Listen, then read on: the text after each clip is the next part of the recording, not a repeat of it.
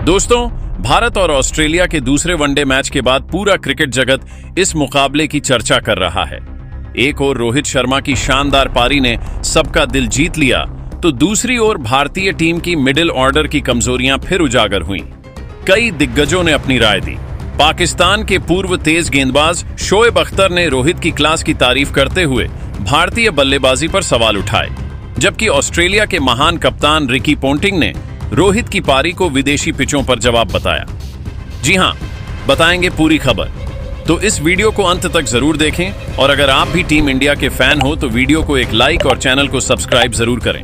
दोस्तों, भारत और ऑस्ट्रेलिया के बीच वनडे सीरीज का दूसरा मुकाबला खेला गया एडिलेड ओवल के खूबसूरत मैदान पर, जहां बाउंस भरी पिच और तेज आउटफील्ड बल्लेबाजों के लिए हमेशा चुनौती रहती है। इस मैच में भारतीय कप्तान शुभमन गिल एक बार फिर टॉस हार गए और ऑस्ट्रेलिया के कप्तान मिचेल मार्श ने पहले गेंदबाजी का फैसला किया। पहली गेंद लेकर मैदान में उतरे मिशेल स्टार्क और सामने थे भारत के दो दिग्गज कप्तान शुभमन गिल और रोहित शर्मा। स्टार्क ने शुरुआत से ही आग उगलती गेंदबाजी की। 145 किमी की रफ्तार, सटीक लाइन और घातक स्विंग। पहले 2 ओवरों में भारत से सिर्फ 1 रन आया और हजलवुड ने दूसरा ओवर मेडन डालकर दबाव और बढ़ा दिया। तीसरे ओवर में आखिरकार राहत मिली। गिल और रोहित दोनों ने स्टार्क को चौके जड़े, लेकिन खुशी ज्यादा देर नहीं टिकी। ऑस्ट्रेलियाई गेंदबाजों ने लगातार टाइट लाइन रखी, जिससे भारतीय बल्लेबाज बंध गए। छठे ओवर में हैजलवुड की गेंद पर जब रोहित शर्मा LBWP के शिकार दिखे तो DRS ने उन्हें बचा लिया। बल्ले से हल्का सा एज था, लेकिन ज्यादा देर तक किस्मत भी साथ नहीं देती। 7वें ओवर में जेवियर बार्टलेट ने भारत को पहला झटका दे दिया। गिल ने डाउन ग्राउंड खेलने की कोशिश की, लेकिन टाइमिंग चूक गए। गेंद सीधे मिचेल मार्श के हाथों में गई। शुभमन गिल 9 रन बनाकर आउट और भारत का स्कोर 17 पर 1 विकेट। अब मैदान पर आए विराट कोहली, जिनसे पूरे मैदान की उम्मीदें जुड़ी थीं, लेकिन किस्मत ने उनका साथ नहीं दिया। बार्टलेट की स्विंग होती गेंद पैड पर लगी। अंपायर ने उंगली उठाई और कोहली बिना खाता खोले पवेलियन लौट गए। 2 मैचों में लगातार 2 डक। यह नजारा किसी ने नहीं सोचा था। भारत मुश्किल में था। 17 रन पर 2 विकेट। अब जिम्मेदारी आई श्रेयस अय्यर और रोहित शर्मा पर। दबाव के बीच रोहित ने अनुभव का इस्तेमाल करते हुए कुछ आक्रामक शॉट्स खेले।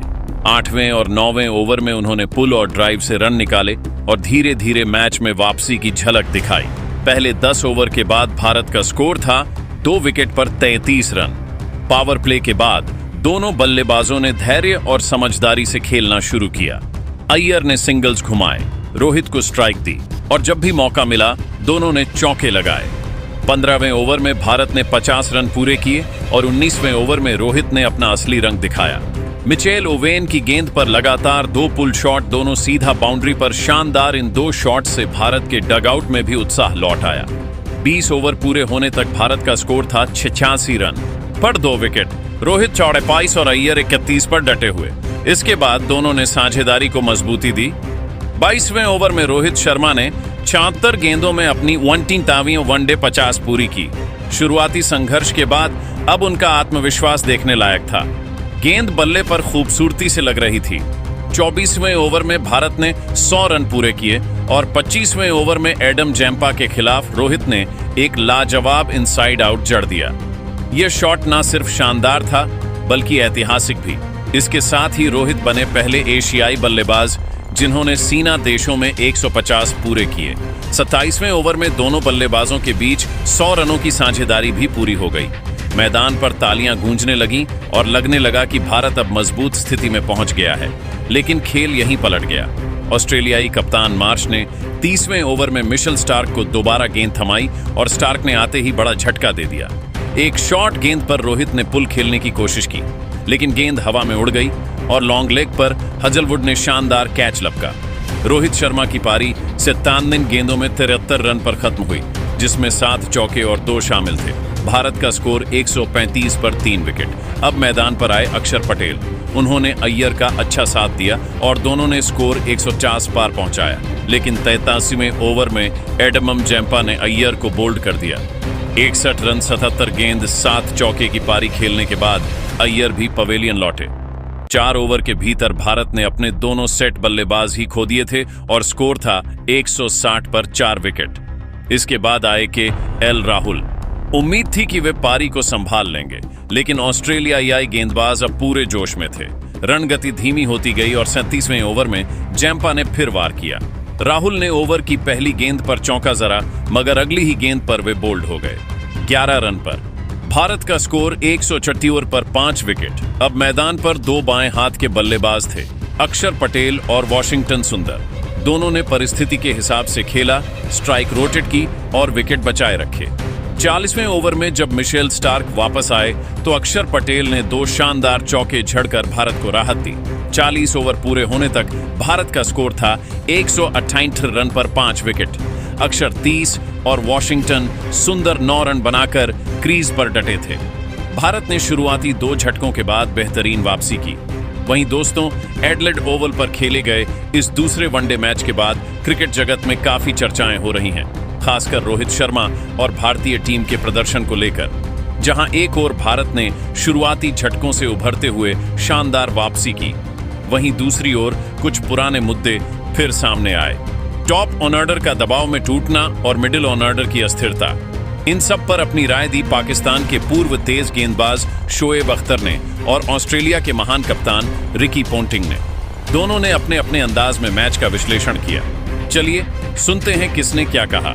शोएब अख्तर ने कहा, देखो भाई, रोहित शर्मा जब बैटिंग करता है तो लगता है क्रिकेट आसान खेल है, लेकिन आज की पिच आसान नहीं थी। एडिलेड में बाउंस था, मूवमेंट था और मिशेल स्टार्क और हजलवुड जैसी फास्ट बॉलिंग के खिलाफ शुरुआत में टिके रहना आसान नहीं होता।